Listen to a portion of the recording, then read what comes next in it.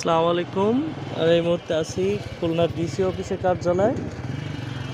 কিছু নির্বাচনীয় কাগজপত্র খুলনা থেকে নিয়ে যাব আপনার কয়রা নির্বাচন অফিসে।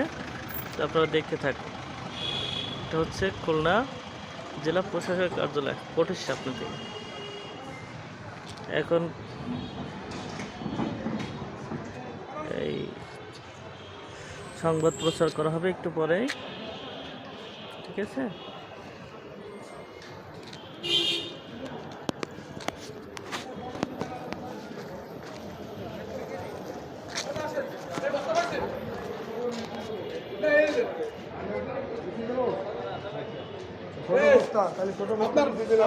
হ্যালো ভাইয়া, হ্যালো।